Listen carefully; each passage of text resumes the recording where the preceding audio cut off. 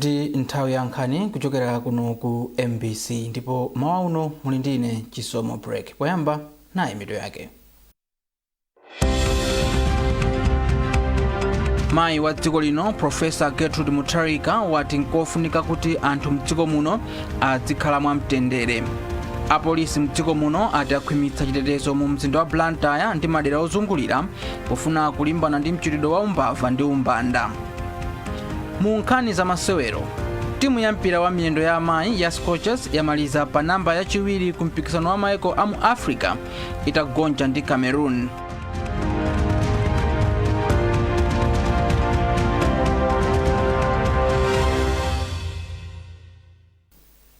Tiyambe nkhanizi mawa uno ndi nkhani yathu yaikulu yomwe ikuti mayi wa dziko lino Professor Gertrude Mutharika wati nkofunika kuti anthu mdziko muno adzikhala mwamtendere. Iwo ayankhula izi pa msonkhano wapachaka wa mayi achigwirizano ku mpingo wa Lingazi CCAP mu mzinda wa Lilongwe. Madam Mutharika ati nkofunika kuti anthu akhale chifupi ndi Mulungu kuti zinthu zisinthe pa miyoyo yawo. Mwayi mtumodzi ali ndi ripoti ili. Mayi wa dziko lino Madam Professor Gertrude Mutharika anati mtendere ndi chofunika pa miyoyo ya Malawi. Iwo ati chifukwa chake nkofuna kulimbikitsa mtendere pakati pa Malawi. Iwo anapempha anthu mdziko muno kuti adzikhala ndi chidwi cholimbikitsa mtendere kamba kuti zithandiza kupititsa patsogolo umodzi mdziko muno. Madam Mutharika ati dziko la Malawi litha kuchita bwino ngati Amalawi titsogoze mtendere. Ndipana kakhala wina Mulungu bwezangu kuti awawa olo mvula tisapatse. Koma Mulungu amatipatsabe mvula chifukwa iyeyo afuna atiphunzitse ife kuti tikhale ndi mtendere. Mulungu amafunitsitsa kuti ifeyo tizikhala pa mtendere nkuona timamuchimwira zambiri koma samatilanga nthawi yomweyo. Amatisiya ndithu kuti mwina tsiku lina tidzapita kwa iye kuti Ambuye khululukireni. Anakhala kuti ndi munthu wezakuvumbulutsa zija tikuchita zija. Anakhala kuti ndi munthu za nseri zimene tikuchita zija zoopsa zokuti Mulungu atatavumbulutse lerolo mwina chigwirizano nati chotsako. Koma Mulungu watipatsa ulemu chifukwa iyeyo ndiye mwini wa mtendere. Iwo anatinso kamba kosowa mtendere anthu amatsogoza udani komanso kunyozana zomwe ndizopanda phindu pa chitukuko cha dziko. Chifukwa nthawi zina timayambana kapena kumangomuganizira munthu zoyipa, munthu yosuna kumane naye sana kuchitire choyipa. Ayi kumangokhala ndi udani mu mtima, kumangokhala ndi mkwiyo mu mtima. Ndine ndimaganiza kuti kodi tinakhala kuti tonsefe tikufunadi mtendere ndi kuulondola.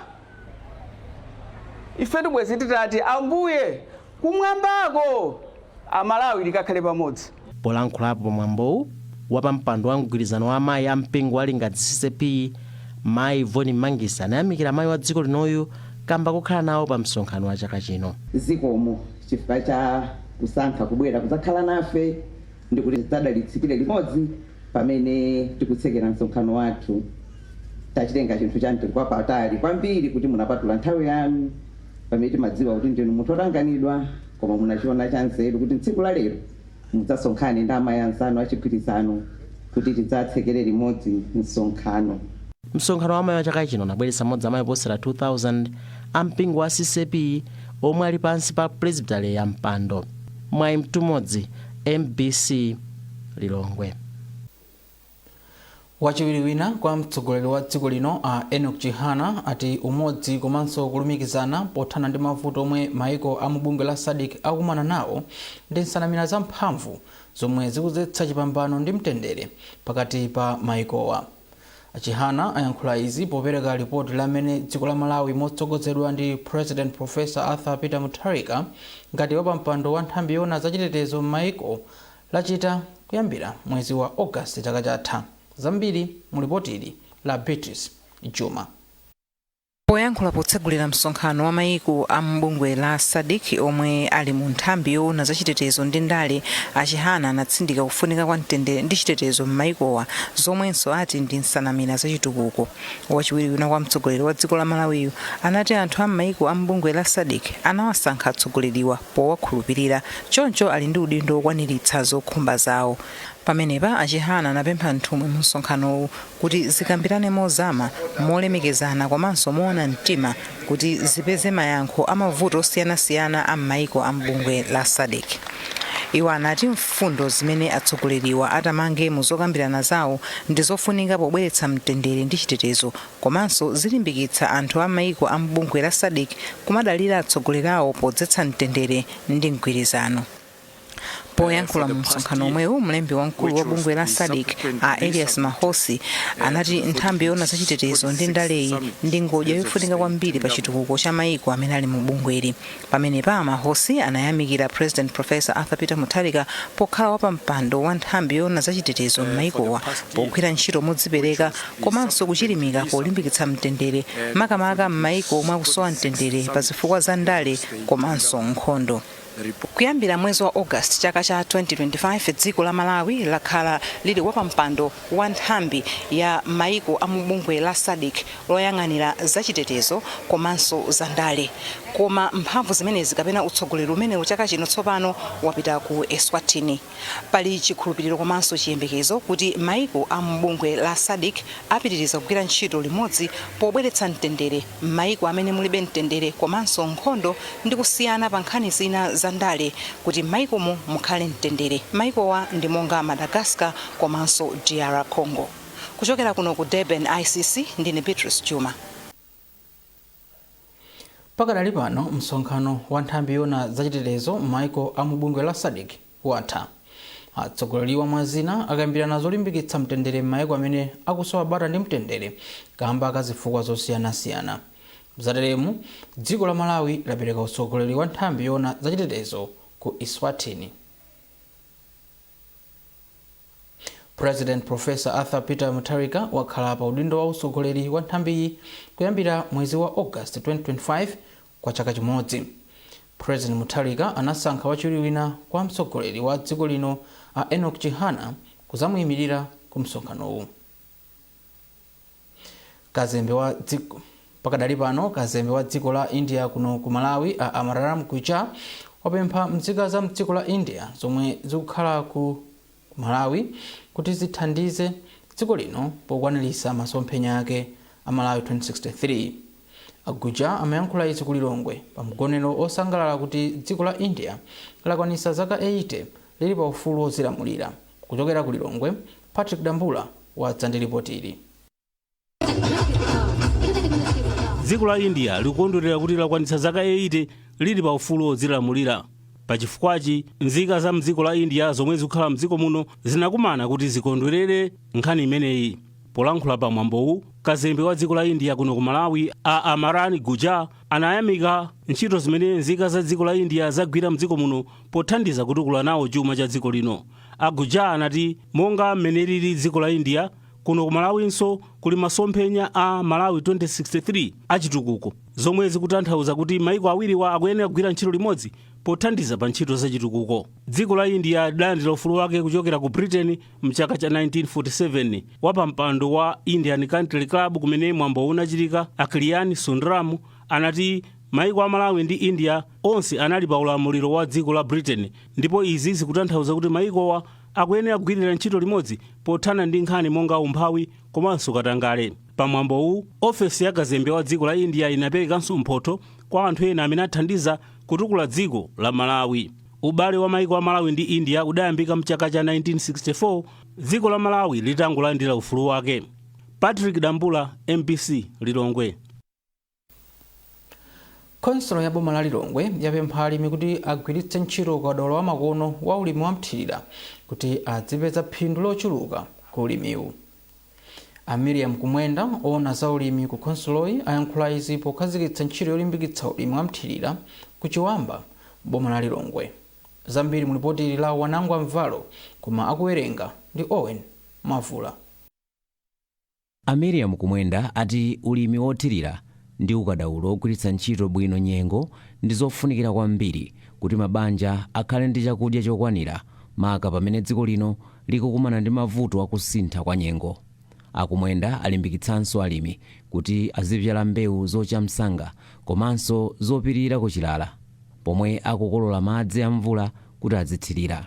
Season tikuyambayi akuti tikhandire nino ndiye tikuona kuti tikalimbikitsa alimi athu kusatira malangizo osiyana-siyana amene taonesa chaka chino. Alimi athu azakwanisa kukolola madzi ochuluka minda mwawo komanso manyowa amene apangidwa alimi azakwanisa mwina kuthira manyowa ochuluka zimenenso zingazathandize kuti ndi mvula yochepa anthu azathenso kukolola zochuluka kuti no azakhale ndi chakudya makomo mwawo komanso ngati dziko tizakhalebe kuti ndi chakudya chokwanira. Oyimira wa pampando wa khonsolo ya Lilongwe a David Kamwendo ati ntchitoyi ikumbutsa alimi kufunika kogwiritsa ntchito njira zamakono za ulimi. Kumenewa ndofunika kwambiri chifukwa ulimi wathu chaka chino uli ndi chiopsezo cha elemino. Ndiye ife alilongo tabwera kudzadziwitsa anthu kuti akhale okonzeka agule mbewu imene ili yocha msanga chifukwa cha vuto limene likubwera. Pakadali pano mmodzi wa alimi mderali achikumbutso Justin ati kutsatira njira zamakono za ulimi kwasintha moyo wawo pachuma zomwe zathandiza kuonjezera phindu lomwe amapeza pa ulimi. Namba chayatha ndipo ndi ulimi wopindu kwambiri chifukwa pachaka timalima katatu ulimi wa mthirira. Ngosiyana ndi ulimi wa vula. Ulimi wa vula sumapindutsa kwenikweni chifukwa vula nthawi zina imagwa yochepera mapeza mbewu zimene alimi kuminda zatani zapserera. Koma madzi omwe ochepa anabwerawo ngati atsakamira m'mitsinje mwathu tiyenera kuyagwiritsa ntchito. Ndipo ulimi timalima katatu wa mthirira usiyana ndi wa vula. Khonsoloyi yati kugwiritsa ntchito njira zamakono za ulimi othirira kuthandiza alimi kuthana ndi mavuto akusintha kwa nyengo kuti adzikhala ndi chakudya chokwanira. Wachiwiri kwa apolisi mdziko muno Noel Kaira wati apolisi akhwimitsa chitetezo mu mzinda wa Blantyre ndi madera ozungulira pofuna kulimbana ndi mchitidwe wa umbava ndi umbanda omwe akuti wayambiranso mderali. Akaira anena izi pomwe anayendera mzindawu pamodzi ndi wachiwiri kwa mfumu ya mzinda wa Blantyre ndi makhansala pofuna kupeza njira ya momwe angathanirane ndi mchitidwe woyipawu. Ndipo potilirapo ndemanga wachiwiri kwa mfumu ya mzinda wa Blantyre a Gerard Lipikwe ati khonsolo yawo igwira ntchito limodzi ndi apolisi pofuna kuonetsetsa kuti anthu mu mzinda wa Blantyre akukhala mabata ndi mtendere. Kuika kapena zosakhala maonelera no yoti tikuononga mbiri yabwino ya mzinda wa Blantyre. Mzinda wa Blantyre umatchuka kuti ndi mzinda 1 wa smart, 2 mzinda umene chitetezo chimakhala up to date all the time. So cholinga chathu chero zimene ziyasosiyetsa commissioner ali apa osi wonse akuluakulu ali apa ameya deputy mayor ali apa cholinga tigwirane manja zimene zizi zisazachitikeso ndipo zisachitikaso tinene kuti zisachitikaso zina mwayizo mutayambira komwe kuperetera tikuzungulira mtinda onsewa ameya afotokoza bwino tikuzungulira pali malo amene amakhala achidzikiro nena kuti apa ngati apolisi sapezekapo pachitika milandu kolo anthu abera anthu pafoni timati preventive policing patrols apolisi azipezeka strategic points ena azipezeka apa ena azipezeka apa ena azipezeka apa azipatsirana kuti anthu akamaenda ndi zikwama zawo mafoni yawo manja samakhali ndi mantha kolo ngati wina wake wayesa kumugunda akangokuwa kalekale wa polisi watani wafika ndikumuthandiza. So tikati kuchulukitsa ma strategic points ndi ma patrol point areas for prevention komanso tabizanaso ACID malo amene ali obisika amene amapatrols sangati kukwanitsa nthawi zonse ACID akhala kupanga na redi imene momwe kumabisalira kuti tione apa koma noti atsimikizira nthawi kunoko.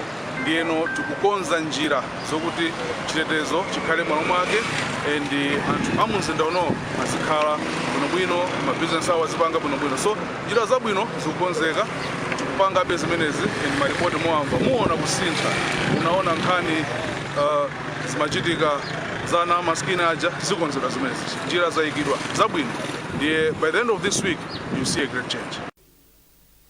Mukuonera nkhanizi kuchokera kuno ku MBC tiye ntionenso mitu yake. Mayi wa dziko lino Profesa Gertrude Mutharika wati nkofunika kuti anthu mdziko muno azikhala mwamtendere. Apolisi mdziko muno ati akhwimitsa chitetezo mu mzinda wa Blantyre ndi madera ozungulira pofuna kulimbana ndi mchitidwe wa umbava ndi umbanda.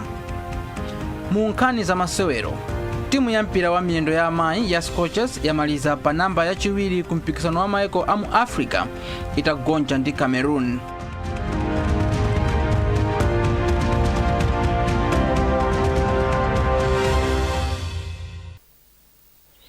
Nduna ya zaulimi Aroza Fachimbirizi yalimbikitsa amayi a Kadria Muslim Association of Malawi kuti alimbikire maphunziro a chipembedzo chawo komanso njira zozitukulira pachuma.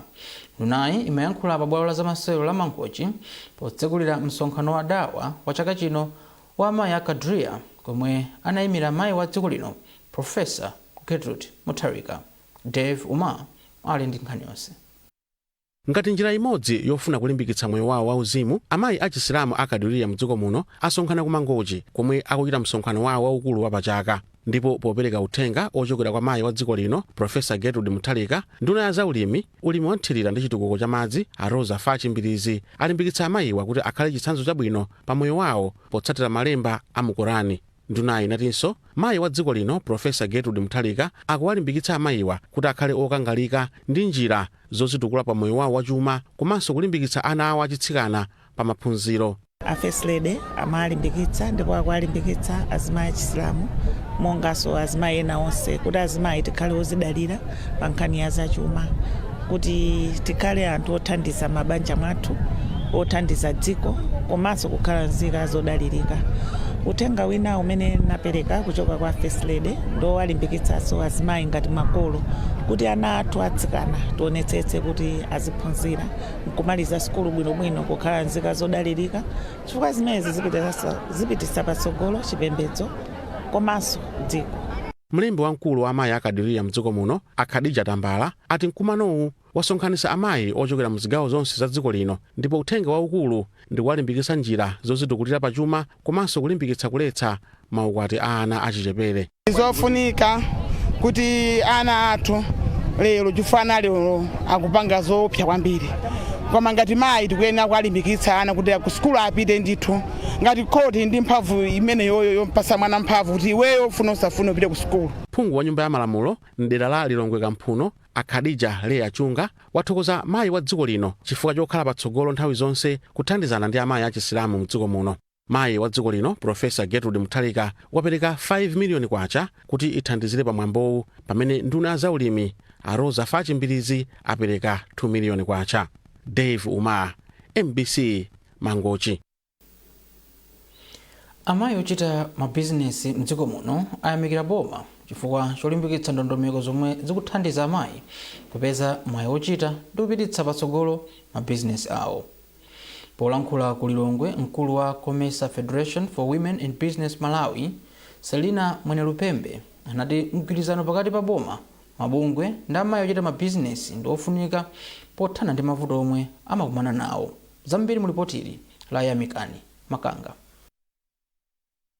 Amayi ambiri mdziko muno akhala akukanika kupanga mabizinesi osiyanasiyana, osati kamba kusowa nzeru koma kusowa uthenga woyenera ndinso upangiri woti bizinesi ayamba bwanji kapena kuti apititsa bwanji patsogolo mabizinesi awo. Amwenelupembe anati bungwe la Comfortable mothandizana ndi mabungwe ena akhala akukonza zokambirana ndi boma komanso makampani osiyanasiyana zomwe zathandiza amayi ambiri kuti ayambe ndi kuchita bwino pa mabizinesi awo. Ndikunena kuti zikuyenda bwino chifukwa chakuti pali ma stakeholders osiyanasiyana amenenso akuyikapo nzeru kuti ndikuzindikira kuti nkufunikira kuti athandizire azimayi ngati aboma, Ministry of Trade, a Ministry of Gender komanso ndi a Gracia Machel Trust amene timagwira nawo mapartners athu komanso ndi a Conceive ambiri akuyikapo mtima kuti mabizinesi azimayi aziyenda bwino. Mmodzi mwa akuluakulu ku bungwe la Gracia Machel Trust a Juliet Kimoto ati ali ndi ndondomeko monga Women Creating Wealth zomwe zathandizira amayi ambiri kupita patsogolo ndi bizinesi ndiponso kupeza ngongole ku mabanki zopanda zikole. Polankhula ngati amayi amodzi ochita mabizinesi mdziko muno, Ivonne Chanika omwe akuyendetsa kampani yotchedwa CI Foods ati mikumano yomwe Comfortable ndi mabungwe ena akhala akuchita yawathandizira kuti iwo ngati amabizinesi azitha kupeza mayankho pa mafunso omwe amakhala nawo ndiponso kuti achite bwino pa mabizinesi awo. Comfortable akutithandiza kwambiri because nthawi zambiri ma business amativuta chifukwa cha capacity building. Anthu ena amapezeka kuti mwina apeza mwayi wa ndalama komano capacity yawo sanadziwe kayendesedwe ka business. Nde Comfortable ndi bungwe limodzi limene limatithandizira wani pakayendesedwe ka business komanso exposure ku zinthu zosiyana-siyana monga ngati wa business imene umafunika. Ngati financing amatha kutipansanso mwayi onena kuti tikhale ndi contact ndi ma institutions osiyana-siyana amene amatha kupanga finance ma businesses osiyana-siyana ngati uli ndizo kuyenereza. Boma linayika ndondomeko ya MSME Participation Order kuti ithandizire amayi ndi ama business ang'onoang'ono kuti adzitha kuchita nawo ma business ndi boma komanso kupeza ma contract akuluakulu. Yamikani Makanga, MBC Lilongwe. Phungu wa dera lapakati m'boma la Tcholo a Ben Phiri wapereka zipewa zotetezera mitu koyendetsa njinga za moto m'dera lake pofuna kulimbikitsa chitetezo cha pamsewu komanso kuchepetsa ngozi zokhudzana ndi njinga za moto. Polankhula atapereka zipewazo, a Phiri anati kuvala chipewa kungapulumutse miyoyo. Edith Kaira akufotokoza zambiri. Pali kusiyana kwakulu pakati povala zipewa ndi kusavala zipewazi pamene munthu wakwera njinga za moto. Umenewu ndi uthenga omwe uli kumbuyo wakupereka zipewazi koyendetsa njinga za moto m'dera lapakati m'boma la Tcholo. Pa ulendo wake atapita m'dziko la Rwanda, phungu wa derali a Ben Phiri anaona kuti oyendetsa njinga za moto amalamulidwa kukhala ndi zipewa ziwiri, chimodzi cha oyendetsa komanso china cha okwera, ndipo munthu amene satsatira lamuloli amakumana ndi chilango. Iwo ati zimene anaona ku Rwanda zinawalimbikitsa kuti achitepo kanthu kwawo kuno. A Phiri omwenso ndi nduna ya madera ang'ono ndi chitukuko cha madera akumidzi alimbikitsa oyendetsa njinga za moto kutsatira malamulo a chitetezo cha pansewu komanso kuonetsetsa kuti oyendetsa ndi okwera onse avala zipewa zozitetezera. Anzathu akabaza akugwira ntchito yabwino amene ena amapezerapo chakudya pakabaza, ena amatithandizira anthu kupita ku ntchito, koma kodi nkhani ndiyo kuti kodi chitetezo cha iwo komanso ena nchotheka. Ndiye kwa kanthawi takhala tikuchita operate mosatsata malamulo mwadongosolo. Ndiye timati tiyambira kwathu kuno ngati chitsanzo zimahemeti zimene ndagula ndekha chifukwa chokonda abale athuwa tiyambire kuno ngati chitsanzo tikamapita kwinako m'maboma mwathumu m'ma districts tikufuna kuti safety ikhale nambala 1 chifukwa muzipatala zathu mankhwala ambiri amene akusowa akumasowa chifukwa chokuti ngozi zachuluka. Apolisi ku Tcholo ati ngozi za njinga za moto ndi vuto lalikulu kwambiri. Malinga ndi mmodzi mwa akuluakulu apolisi ambomali a Kasim Simon, zipewazi zabwera mu nthawi yake. Kubwera kwa zipewa izizi tikuyembekeza kuti ziteteza kungozi. Panopa ife ngati ya polisi komanso police traffic tikupanga kwambiri proactive traffic management. Imene ndiyo tikufuna titeteze ngozi isanachitike. Sitikufuna kuti ngozi zichitika yake, koma tikufuna titeteze zisanachitike. Ndipo wapa mpando wa gulu la Tcholo Kabaza Association achimwe banda ati zipewazi zithandiza kuteteza oyendetsa komanso okwera ndi kulimbikitsa kuyendetsa njinga za moto mosamala. Tikondwa kwambiri chifukwa cha kulandira ma helmetiwa komanso tikuthokoza anthu nathu Dr. Ben Phiri potipasa ma helmetiwa. Ambuye adalise ifeyo ngati ku Tcholo Akabaza Association ambiri tinalibe zipewa koma ambuye adalise ndithu Mr. Ben. Anthu okwana 75 oyendetsa njinga za moto analandira zipewa ziwiri aliyense, chimodzi cha oyendetsa komanso china cha okwera. Kwa anthu omwe alandira zipewazi patsoyi ndi chikumbutso chakuti ulendo uliwonse umabwera ndi udindo oteteza miyoyo ya anthu. Edith Kaira, MBC Tcholo. Tili pa nkhani yonga ngati yomweyi, khonsolo ya mzinda wa Lilongwe yapempha oyendetsa kabaza wa njinga za moto kuti alimbetse bizinesi zawo pofuna kukonzekera dongosolo latsopano limene liziwaloleza kugwirira ntchito malo okhawo omwe ali wovomerezeka ndi khonsoloyi. Zambiri mu ripoti ili la Bridget Magawa. Polankhula mu mzinda wa Lilongwe, mkulu woyang'anira mapulani a khonsolo ya mzindawu a Jonas Mwaka ati kulembetsaku kuthandiza khonsoloyi pamodzi ndi apolisi kuunika kayendedwe kawochita kabaza mu mzindawu komanso kulimbikitsa chitetezo. Kumalandira kabaza ambiri pamene infrastructure yathu ndiyosakwanira kupanga support akabazawo. Ndi vuto lalikulu limene tili nalo. Komanso vuto lina ndira kuti ambiri akabazawa zoyendesa njinga malamulo sakutani sakuziziwa. And panopo as a city council tikufuna kuti tikhale pasi ndi anzathu a ma driving schools amene amapanga za njinga za moto kuti at least tiyambe kuwaphunzitsa anthuwa. Wapampando wa bungwe la makokasa a Moses Mwalabu avomereza za ndondomekoyi ndipo ati oyendetsa kabaza ayenera kulembetsa komanso kukhala ndi chilolezo kapena chitupa choyenerera choyendetsera kabazayo kuti zichepetse upandu komanso umbanda umene nthawi zambiri ukukhudza anthu akabaza. Nayo kwadziwitsa anthuwa malingana ndi maloro amene tili nawo oti tateteze ku ngozi zimene akumakumana nazo, machallenges amene akumana nawo, komanso kukoza malanki, komanso kupanga register, tapange register akabaza onse amene ali mu Lilongwe City mogwizana nda Lilongwe City Council. Ndicholinga chakuti tizitha kudziwa kuti kodi akabaza alipo ochuluka bwanji, komanso ndangati amene akumana ndi machallenges osiyana-siyana. Mwina tinena munomu ambiri akumaphedwa osadziwika kuti aphedwa kuti dzana ali 90 kuti anthu folo sadziwika kumene anachokera. So pali njira kuti tipange tapangire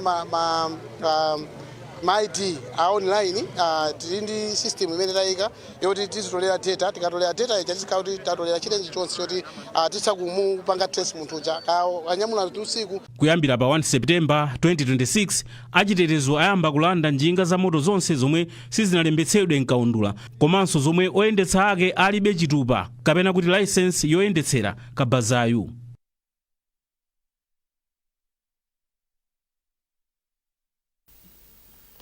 Mu nkhani za masewero, timu ya mpira wa miyendo ya amayi ya Scorchers yakhala namba yachiwiri pa mpikisano wa Women's Africa Cup of Nations WAFCON omwe unachitikira ku Morocco atagonjetsedwa ndi Cameroon pa zigoli 3-2 mu ndime yomaliza. Zigoli zonse zitatu za Cameroon anachinya mchigawo choyamba. Uwu unali ulendo wodziwika bwino kwambiri kwa Malawi popeza Scorchers inali timu yoyamba yomwe inafika mu ndime yomaliza ya mpikisanowu.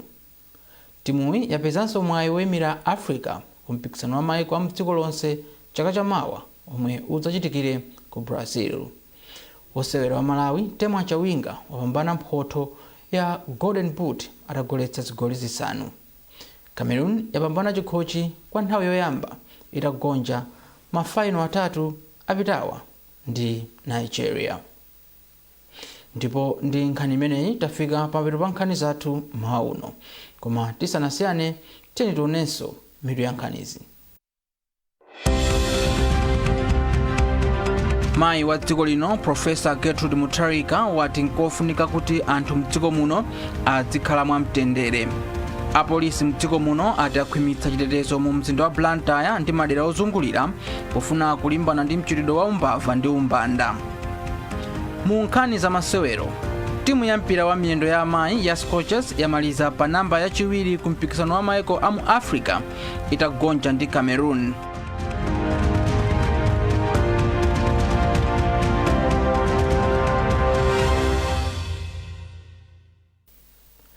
Pezani nkhanizi ndi zina zambiri popita pa mbc.mw kapena MBC Digital pa Facebook, Instagram komanso X. Mnali ndine Chisomo Break. Mawa bwino.